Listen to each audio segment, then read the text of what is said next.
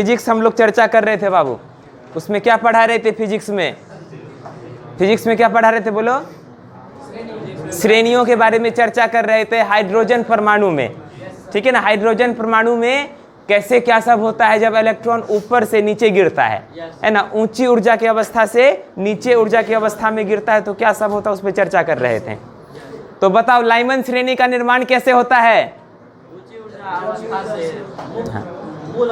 हाँ, मूल अवस्था या कोष्ठ में लिख देंगे n बराबर 1, समझ गया। तो जब इलेक्ट्रॉन ऊंची ऊर्जा अवस्था से मूल अवस्था में n बराबर 1 में गिरता है तो कौन श्रेणी का निर्माण होता है? लाइमन श्रेणी का निर्माण होता है। लाइमन श्रेणी जो है किस भाग में पड़ता है? विद्युत चुंबकीय तरंग किस भाग में? पराबैंगनी भाग में पड़ता है ना। फिर दूसरा नंबर बताए थे तुम लोगों को बामर श्रेणी। बामर श्रेणी क्या होता है?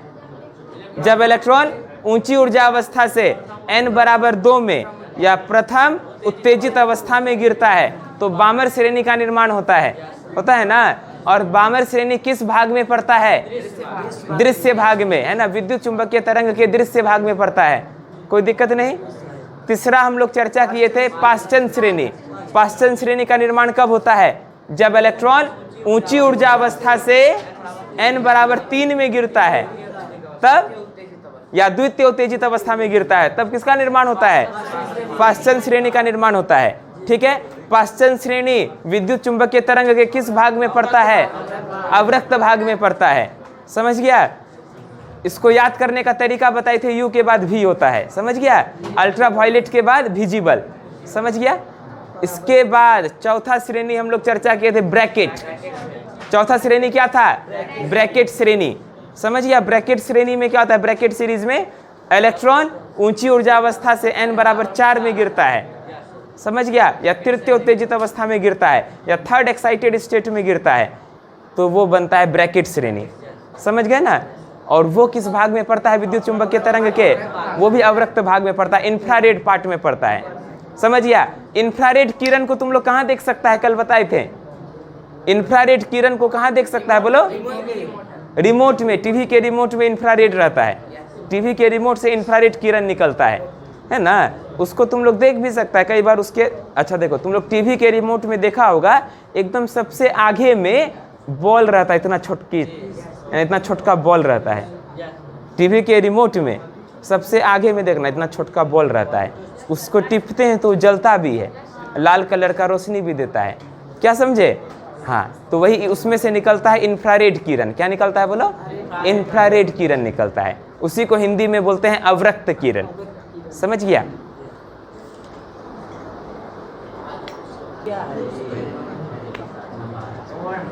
देखो एक बात अब ध्यान में रखना है तुम लोगों को कि हम लोग चर्चा किए थे जब भी इलेक्ट्रॉन ऊंची ऊर्जा अवस्था से नीचे गिरता है तो उसमें से रेडिएशन निकलता है, उसमें से विकिरण निकलता है।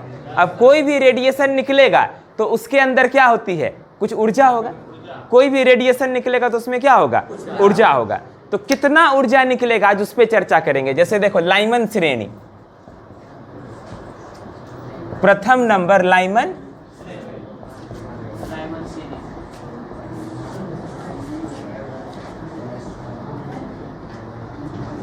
Lyman series. अब इसमें क्या होता है बताओ? इलेक्ट्रॉन कहां से गिरता है? ऊपर से n बराबर 1 में गिरता है,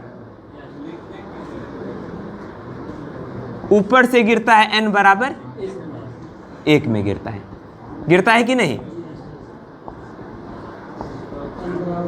ऊपर से गिरता है किस में? n बराबर 1 में गिर जाता है। तो इसमें जो निकलेगा विकिरण निकलेगा तो उसका क्या होगा बोलो? उसकी ऊर्जा क्या होगी?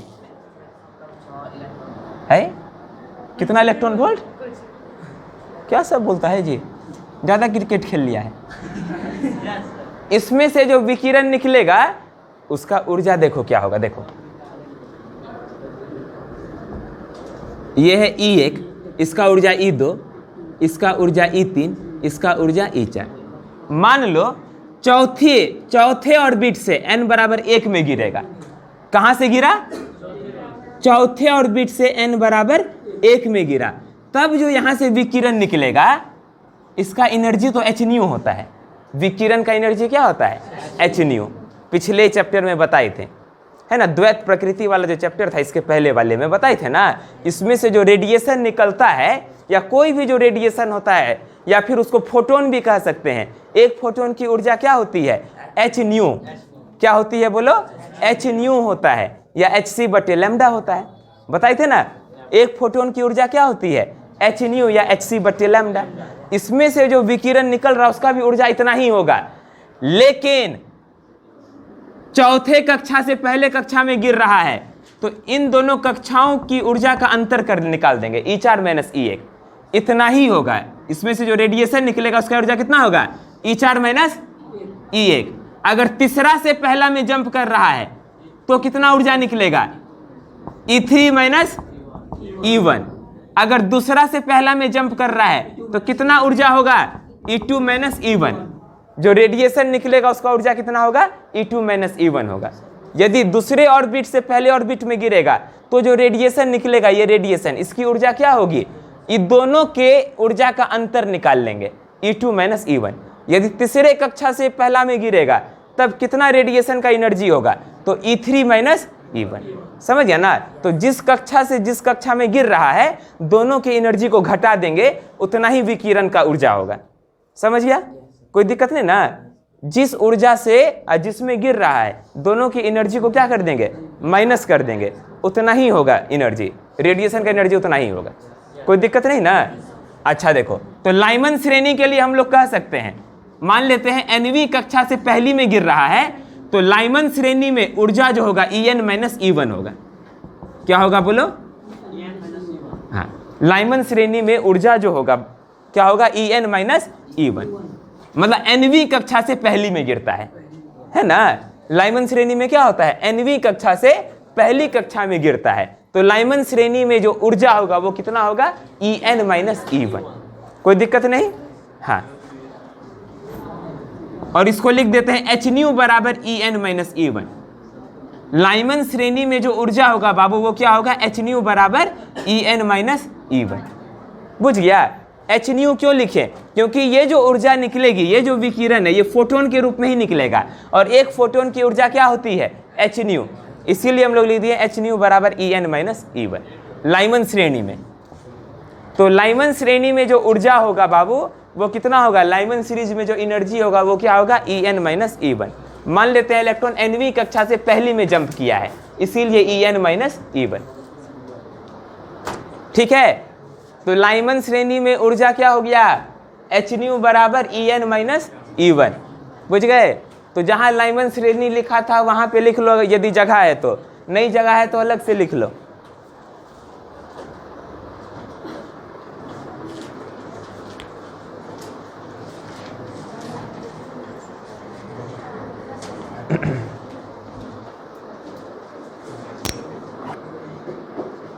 तो लाइमन श्रेणी में ऊर्जा क्या होती है बाबू, एच न्यू बराबर En - E1।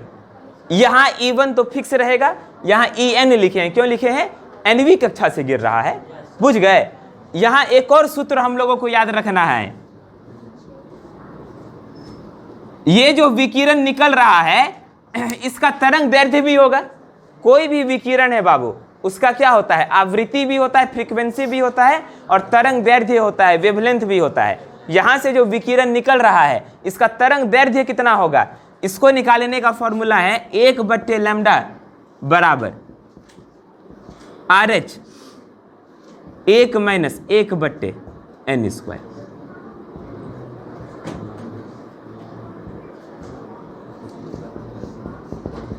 ध्यान देना, अभी तुम लोग को समझ में आने लगेगा ये क्या हो रहा है, ये क्या हो रहा है बाबू, ये क्या हो रहा है, सब समझ में आने लगेगा। 1/λ बराबर ये RH गुना 1 - 1/n²।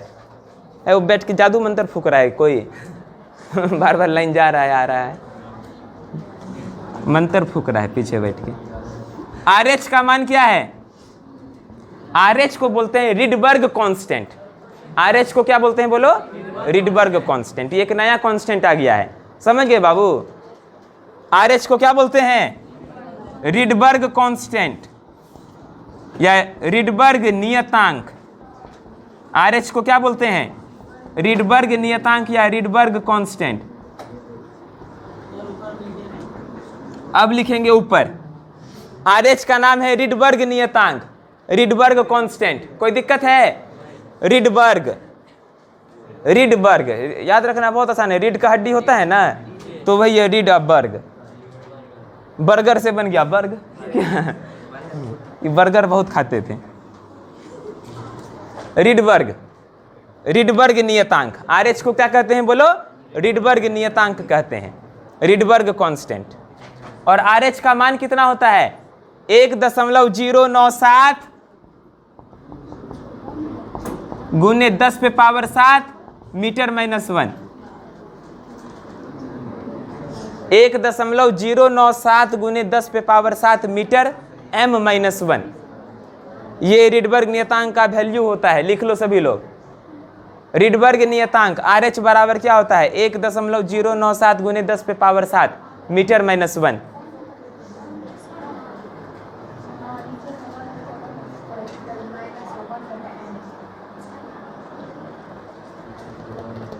अभी देखो 2-3 श्रेणी और लिखेंगे इसी प्रकार से, तुम लोग को अंतर समझ में आने लगेगा किस प्रकार से क्या हो रहा है।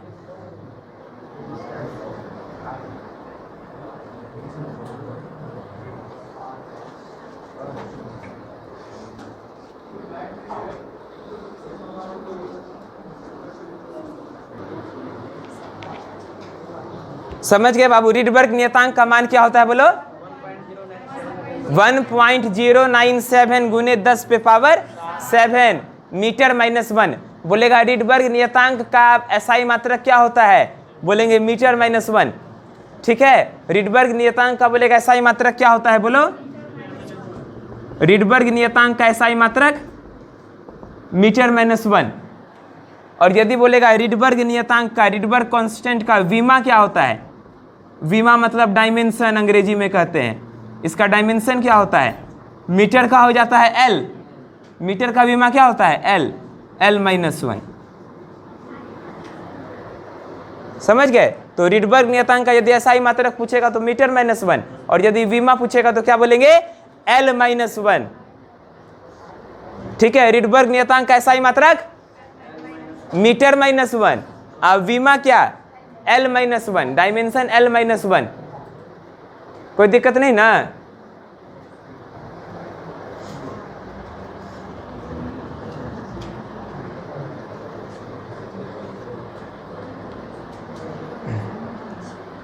तो यहां से जो लैम्डा निकल रहा है बाबू, ये लैम्डा क्या है बोलो तो? विकिरण का तरंग दैर्ध्य है ना? ये क्या है? विकिरण का तरंग दैर्ध्य। क्योंकि जब भी इलेक्ट्रॉन ऊपर से नीचे गिरेगा तो रेडिएशन निकलेगा, और जो रेडिएशन निकलेगा उसका कुछ ना कुछ लैम्डा होगा ही, उसका कुछ ना कुछ तरंग दैर्ध्य या वेवलेंथ होगा ही। तो ये लैम्डा वही वेवलेंथ बता रहा है, जो रेडिएशन निकलेगा उसका तरंग दैर्ध्य बता रहा है। समझ गए? अब देखो तुम लोग बामर श्रेणी को अब लिख सकता है अपने से। बामर श्रेणी में जो होगा ऊर्जा का मान क्या होगा? बिल्कुल, बामर श्रेणी में कहां से कहां गिरता है? ऊंची ऊर्जा अवस्था से n बराबर 2 में गिरता है, n बराबर 2 में गिरता है। n बराबर 3 कर देते हैं, यहाँ 4 कर देते हैं, यहाँ 5 कर देते हैं। तो ऊंची ऊर्जा अवस्था से n बराबर 2 में गिरता है, तो यहाँ एनर्जी का अंतर क्या हो जाएगा? En माइनस E2 होगा कि नहीं? एनर्जी का अंतर क्या होगा? En माइनस E2 हो जाएगा। तो बामर श्रेणी में जो होगा एनर्जी का अंतर, ऊर्जा का अंतर En माइनस E2, और इतना ही ऊर्जा किसको मिल जाएगा?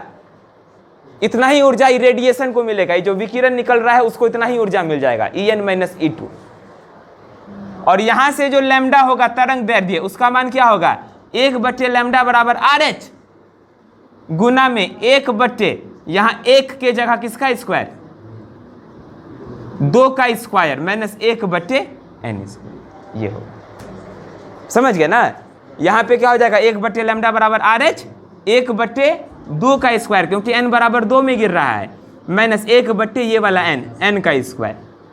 तो 1/2 का स्क्वायर माइनस 1/n का स्क्वायर हो गया। समझ गया ना? बामर श्रेणी में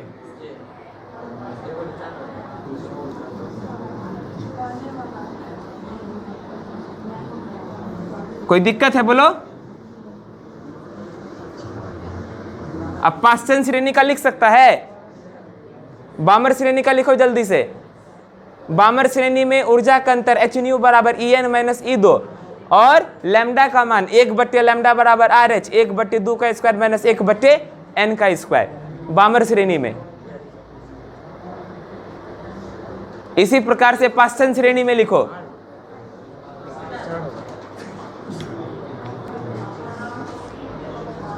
पाश्चन श्रेणी में ऊर्जा क्या हो जाएगा?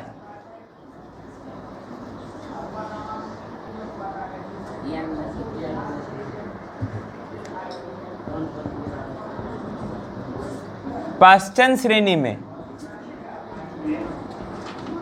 ऊर्जा का मान क्या होगा? En माइनस E3, क्योंकि पाश्चन श्रेणी में कहां से कहां गिरता है? ऊंची ऊर्जा अवस्था से n बराबर 3 में इलेक्ट्रॉन गिर जाता है, ठीक है ना। ऊंची ऊर्जा अवस्था से n बराबर 3 में गिरता है, तो 4 से 5 से 6 से किसी से भी गिरेगा, कहां पर? n बराबर 3 में गिरेगा। यहाँ E3 लिख दिए, यहाँ E4 लिख दिए, यहाँ E5 लिख दिए, यहाँ E6 लिख दिए, समझ गए। तो पाश्चन श्रेणी में कहां से गिरेगा? ऊंची ऊर्जा अवस्था से n बराबर 3 में गिरेगा। तो ऊर्जा का अंतर क्या होगा? En माइनस E3 और लैम्डा का मान क्या होगा? 1 लैम्डा बराबर आर एच 1/3 का स्क्वायर माइनस 1/n का स्क्वायर, समझ गए। तो इस प्रकार से हम लोग विकिरण का तरंग दैर्ध्य निकाल सकते हैं इस फॉर्मूला से, और इस फॉर्मूला से विकिरण का आवृत्ति निकाल सकते हैं, म्यू निकाल सकते हैं, फ्रीक्वेंसी। ये हो गया पाश्चन श्रेणी का।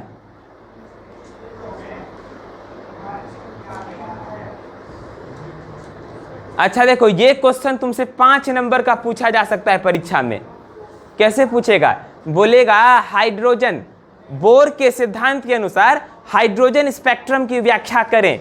तो हाइड्रोजन स्पेक्ट्रम जब बोलेगा तो स्पेक्ट्रम में यही सब का व्याख्या करेंगे, लाइमन श्रेणी का, बामर श्रेणी का, पाश्चन श्रेणी का, ब्रैकेट श्रेणी का, इन सब की व्याख्या करेंगे परिभाषा के साथ फॉर्मूला का। क्योंकि 5 नंबर में पूछेगा तो 2 पेज का आंसर होना चाहिए, है ना। 2 पेज में लिखेंगे बढ़िया से, सारा चित्र भी बनाएंगे, फॉर्मूला भी लिखेंगे, उसके बारे में जो लिखा है वो भी लिखेंगे। क्या समझे? जब बोलेगा हाइड्रोजन स्पेक्ट्रम को एक्सप्लेन करने के लिए, व्याख्या करने के लिए, तो यही सब का व्याख्या करेंगे, क्योंकि यही सब को स्पेक्ट्रम कहते हैं।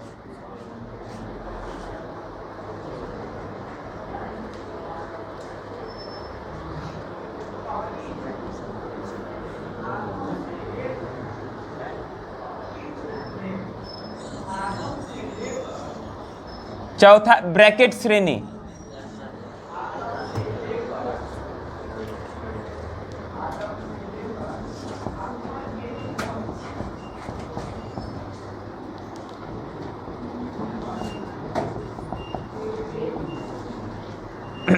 ब्रैकेट श्रेणी में कहां से कहां गिरता है? ऊंची ऊर्जा अवस्था से n बराबर 4 में गिरता है। तो ऊर्जा का अंतर क्या हो गया? हाँ, En माइनस E4। अब तुम लोग बुझ गया है।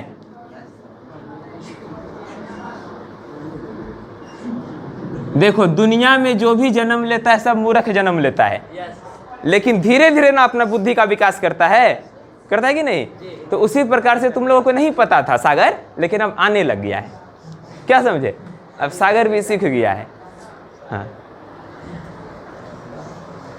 दुनिया में बहुत लोग का नाम सागर होता है, लेकिन महासागर नाम कोई नहीं रखता है।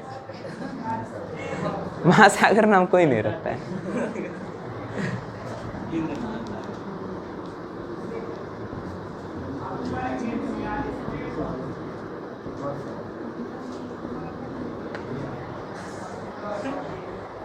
कोई दिक्कत नहीं। तो ब्रैकेट श्रेणी में ऊंची ऊर्जा अवस्था से n बराबर 4 में गिरता है, 4, 5, 6, 7, E4, E5, E6, E7। तो ऊर्जा का अंतर क्या हो जाएगा? En माइनस E4, और तरंग दैर्ध्य का सूत्र हो जाएगा 1 लैम्डा बराबर आर एच 1 क्या लिखें? 4 का स्क्वायर माइनस 1/n का स्क्वायर। कोई दिक्कत नहीं। तो इस प्रकार से बनता है ब्रैकेट श्रेणी। ब्रैकेट श्रेणी विद्युत चुंबकीय तरंग के किस भाग में पड़ता है? अवरक्त भाग में पड़ता है, क्योंकि पाश्चन के बाद सब अवरक्त भाग में पड़ता है, इंफ्रारेड पार्ट में पड़ता है। पांचवा आज लिख दो, फुंड श्रेणी, कल नहीं बताए थे।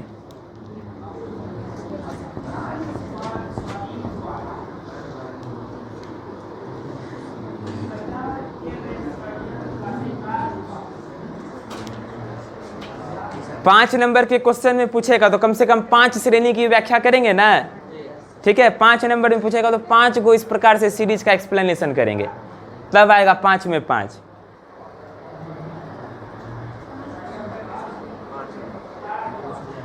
तो लिखो फुंड श्रेणी का पहले परिभाषा लिख दो।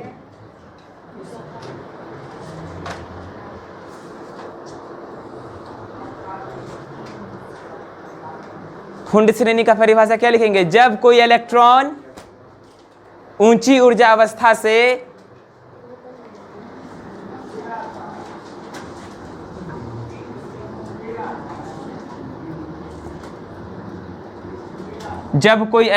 ऊंची ऊर्जा अवस्था से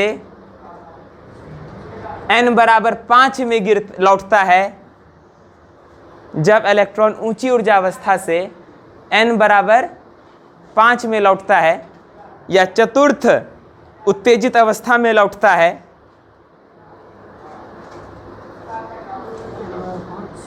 हाँ n बराबर 5, उसी का दूसरा नाम क्या है? चतुर्थ उत्तेजित अवस्था या चौथी उत्तेजित अवस्था में लौटता है,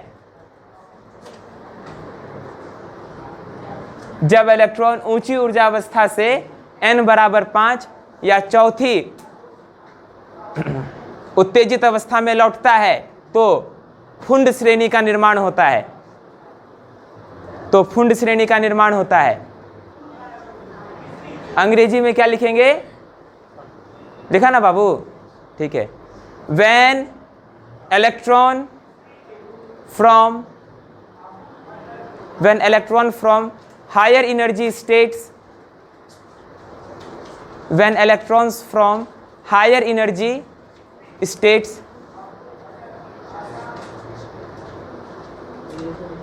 return to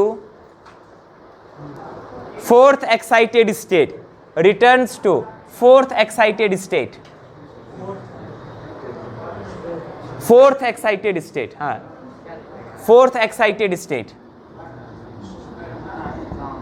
fourth excited state का मतलब n बराबर 5 लिखो। फोर्थ एक्साइटेड स्टेट के ब्रैकेट में लिखना n बराबर 5। Returns to fourth excited state, कोष्ठ में क्या लिखे? n बराबर 5। Then fund series is formed, then fund series is formed।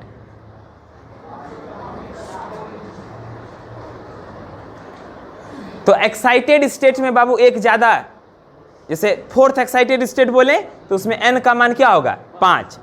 Third excited state बोलेंगे तो उसमें n का मान 4। सेकेंड एक्साइटेड स्टेट बोलेंगे तो n का मान 3। समझ गए? एक ज्यादा होता है उत्तेजित अवस्था में। यदि बोलेंगे चौथी उत्तेजित अवस्था तो n बराबर 5। यदि बोलेंगे पहली उत्तेजित अवस्था तो n बराबर 2। उत्तेजित अवस्था में एक ज्यादा होता है n का मान। तो फुंड श्रेणी विद्युत चुंबकीय तरंग के किस भाग में पड़ेगा? अवरक्त भाग में पड़ेगा। क्यों पड़ेगा? क्योंकि पाश्चन के बाद सभी अवरक्त भाग में ही पड़ता है।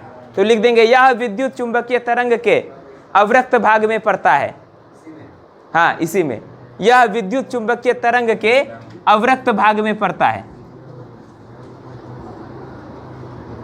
यह विद्युत चुंबकीय तरंग के अवरक्त भाग में, अवरक्त भाग का मतलब इंफ्रारेड रीजन, अवरक्त भाग में पड़ता है। अंग्रेजी में इट फॉल्स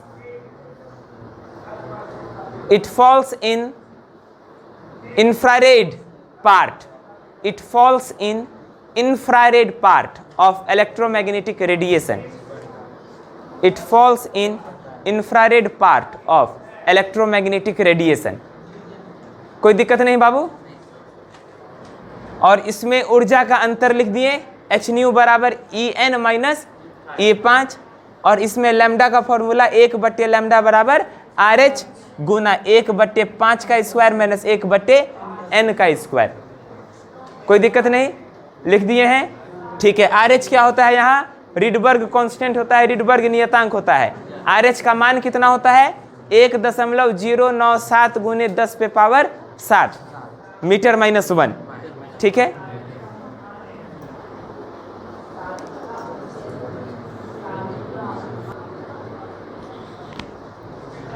बोर मॉडल की कमियां, लिमिटेशंस ऑफ बोर्स मॉडल। अंग्रेजी में लिखेंगे, हिंदी में लिखा हुआ है, अंग्रेजी में लिखेंगे। पहला number, this model is valid only for, this model is valid only for 1 electron atoms.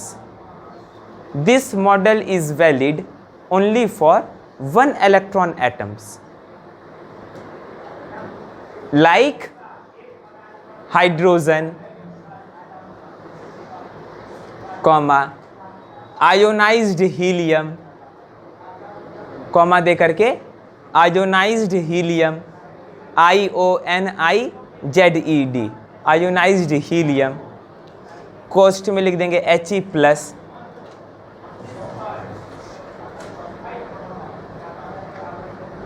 ठीक है, तो पहला बिंदु क्या लिखे? This model is valid only for 1 electron atoms, केवल एक इलेक्ट्रॉन वाले परमाणुओं के लिए ये सत्य है।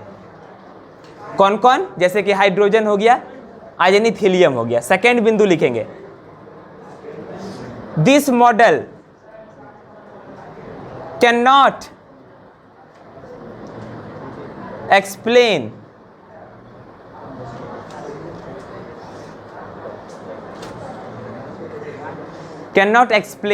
the distribution of electrons, cannot explain the distribution of electrons in an atom. This model cannot explain the distribution of electrons in an atom. लिख लिया। तीसरा बिंदु लिखेंगे, this model also cannot explain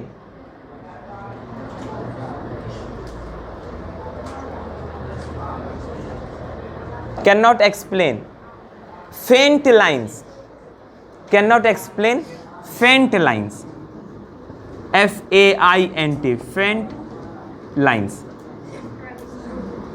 cannot explain faint lines in the hydrogen spectrum. अब समझना है बाबू, 3 बिंदु जो लिखा है इसको समझ लेते हैं ध्यान से। बोर मॉडल की कमियां, 3 गो कमी याद रखेंगे। बोर मॉडल का कितना कमी? 3 कमी। सबसे पहला कमी ये है कि ये मॉडल किसके लिए है सत्य? केवल एक इलेक्ट्रॉन परमाणुओं के लिए। बोलो, यह मॉडल किसके लिए सत्य है? केवल एक इलेक्ट्रॉन वाले परमाणुओं के लिए। यह मॉडल किसके लिए सत्य है? एक इलेक्ट्रॉन वाले परमाणुओं के लिए, है कि नहीं? है सर जी, यह मॉडल किसके लिए सत्य है? एक इलेक्ट्रॉन वाले परमाणुओं के लिए। जैसे कि हाइड्रोजन में एक इलेक्ट्रॉन होता है ना, या फिर आयनित हीलियम में भी कितना? एक ही इलेक्ट्रॉन होता है। He+ में कितना इलेक्ट्रॉन होगा? एक इलेक्ट्रॉन होगा। क्यों होगा He+ में एक इलेक्ट्रॉन? क्योंकि हीलियम का परमाणु संख्या 2 होता है, उसमें 2 इलेक्ट्रॉन होना चाहिए, लेकिन He+ बना दिए तो एक इलेक्ट्रॉन निकल गया, तो एक इलेक्ट्रॉन बचा। तो आयनित हीलियम में भी कितना इलेक्ट्रॉन? एक इलेक्ट्रॉन। तो यह जो मॉडल है यह केवल एक इलेक्ट्रॉन वाले परमाणुओं के लिए सत्य है, या एक इलेक्ट्रॉन वाले परमाणुओं के स्पेक्ट्रम की ही व्याख्या कर सकता है। कोई दिक्कत नहीं। दूसरा बिंदु, ये सिद्धांत जो है ना, परमाणु में इलेक्ट्रॉन का वितरण कैसे है ये नहीं बता सका। किस कक्षा में कितना इलेक्ट्रॉन रहेगा इसकी व्याख्या नहीं कर सका। समझ गया? यह मॉडल क्या नहीं बता सका? इलेक्ट्रॉन के वितरण को नहीं समझा सका। मान लो ऑक्सीजन में कितना इलेक्ट्रॉन होता है? 8 इलेक्ट्रॉन होता है, क्योंकि ऑक्सीजन का परमाणु संख्या 8, तो उसमें 8 इलेक्ट्रॉन। वो 8 इलेक्ट्रॉन कहाँ पे रहेगा, किस मंजिल में रहेगा, किस कक्षा में, ये मॉडल नहीं बता पाया। लेकिन इलेक्ट्रॉन के वितरण का रूल हम लोग जानते हैं। बोलो तो, इलेक्ट्रॉन के वितरण का क्या रूल है? तुम लोग पढ़ा होगा रे बचपने में, है? हाँ, इलेक्ट्रॉनिक विन्यास या 2n square rule. 2n square rule पढ़ा है ना? इलेक्ट्रॉन का वितरण जो होता है वो 2n स्क्वायर रूल पे होता है। पहली कक्षा में कितना इलेक्ट्रॉन रह सकता है? 2 इलेक्ट्रॉन। दूसरी कक्षा में कितना इलेक्ट्रॉन रह सकता है? 8 गो इलेक्ट्रॉन। n का मान 2 रख देते हैं, 2 दूनी 4 2 8 होता है ना, 2n स्क्वायर रूल पे होता है। तो इलेक्ट्रॉन का जो वितरण होता है हम लोग पढ़े हैं किस रूल पे होता है? 2n स्क्वायर रूल पे होता है। लेकिन ये मॉडल नहीं बताया था, ये तो कोई और बताए होंगे, समझ गया ना? ये 2n स्क्वायर रूल कोई और दिए होंगे, बोर नहीं दिए थे। तो इलेक्ट्रॉन का वितरण कैसे होता है ये मॉडल नहीं बता पाया। और तीसरा बिंदु क्या है समझ लो। तीसरा बिंदु क्या है जी? तीसरा बिंदु ये है कि स्पेक्ट्रमी रेखाओं की सूक्ष्म संरचना को बोर के सिद्धांत द्वारा नहीं समझाया जा सका। इसका मतलब ये है, हम लोग स्पेक्ट्रमी रेखा सब देखे हैं। स्पेक्ट्रमी रेखा मतलब समझिए ना, लाइमन श्रेणी में रेखा सब देखे थे, बामर श्रेणी में भी देखे रेखा सब, ऊपर से कुत्ता था n बराबर 2 में, तो वही सब जो रेखा है वो सब क्या है? स्पेक्ट्रमी रेखा है, समझ गया? लेकिन स्पेक्ट्रमी रेखा में कुछ सूक्ष्म संरचना भी होती है। ऐसा देखा गया प्रयोग में कि स्पेक्ट्रमी रेखा में क्या होती है? हाँ, मान लो ऊपर से जो गिर रहा है ना, तो ये सब रेखा तो दिखबे किया, लेकिन इसके बीच बीच में कोई छोटा छोटा सूक्ष्म संरचना भी दिखा। क्या समझे? है ना? इन सभी रेखाओं के बीच में कुछ सूक्ष्म संरचना भी था, कुछ फेंट लाइंस भी था। अब ये लाइन सब कैसे आ गया ये पता ही नहीं चला, समझ गया ना? तो यह मॉडल जो है स्पेक्ट्रमी रेखाओं की सूक्ष्म संरचना को नहीं समझा सका। समझ गया? सूक्ष्म संरचना का मतलब समझ गया ना? जो हम लोग देखें स्पेक्ट्रम का लाइन सब देखें, लाइमन श्रेणी देखे, बामर श्रेणी देखे, उसमें देखे हैं ना, उसको तो एक्सप्लेन किया, लेकिन उसके साथ साथ जो छोटा छोटा फेंट लाइन सब था, सूक्ष्म लाइन सब था, उसका एक्सप्लेनेशन नहीं दे पाया। तो 3 बिंदु समझ गया बोर के मॉडल की कमियां? समझ गया बाबू? कोई दिक्कत नहीं ना? ठीक है। तो ई चैप्टर में हम लोग देखें क्या सब पढ़ें? रदरफोर्ड का मॉडल पढ़ें। रदरफोर्ड जो प्रयोग किए थे, कौन? अल्फा कण प्रयोग, उसको देखें, है सोने की पत्ती लेकर के, उसमें क्या सब कमी था देखें। उनकी कमी को दूर किए नील्स बोर, ठीक है? तो नील्स बोर जो है सिद्धांत दिए थे 2 ठो, उसी से हो गया, प्रॉब्लम सॉल्व हो गया। लेकिन एक नया प्रॉब्लम आ गया, क्या समझे? अब हम लोग इंतजार करेंगे क्रिस 3 के लिए। क्या एक के बाद गदर 1 गदर 2 आया कि नहीं? क्रिस 1 क्रिस 2 क्रिस 3 सब आ गया है रे। इसी तरह से नया आते रहता है, नया वर्जन सब। उसी तरह से अब हम लोग इंतजार करेंगे इसका नया वर्जन के लिए। वो इस साल नहीं आएगा, अगले साल रिलीज होगा। बोर के सिद्धांत का जो कमी रह गया उसको भी तो कोई दूर करेगा ना। लेकिन वो जो दूर किया है वो तुम लोग को इस साल नहीं पढ़ना है, वो तुम्हारे सिलेबस में नहीं है। उसके लिए इंतजार करेंगे ग्रेजुएशन का, समझ गया? ठीक।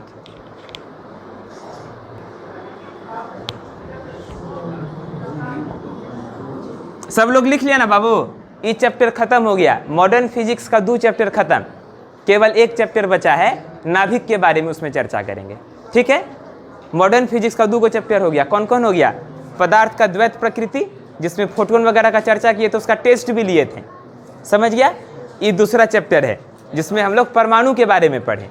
और तीसरा चैप्टर जो होगा उसमें किसके बारे में पढ़ेंगे? नाभिक के बारे में पढ़ेंगे, न्यूक्लियस के बारे में पढ़ेंगे। बुझ गए? ठीक है। अच्छा, फिजिक्स में 99 नंबर कौन लाएगा? फिजिक्स में 99 नंबर, देखो 2-3 लोग हाथ खड़ा किया है, बहुत अच्छा। देखो बता दे तुम लोग को, पिछले साल जो है ना, हमारे एक स्टूडेंट को बायोलॉजी में 99 आया था। क्या समझे? एक स्टूडेंट को बायोलॉजी में 99 आया था, क्या समझे?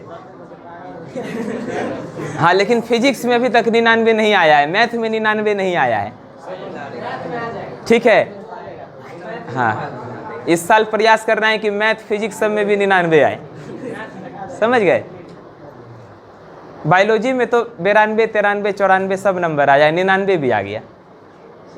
क्या समझे? 99 पता है किसको आया था? बता देते हैं। हम लोग जाते हैं, मनोज बुक स्टॉल देखे हैं, ठीक है ना? मनोज बुक स्टॉल का जो बच्चा सब है वो भी सब अपने ही यहाँ पढ़ा है। उसके बाद एक और मनोज बुक स्टॉल खुला है आगे, न्यू मनोज बुक स्टॉल, ठीक है ना?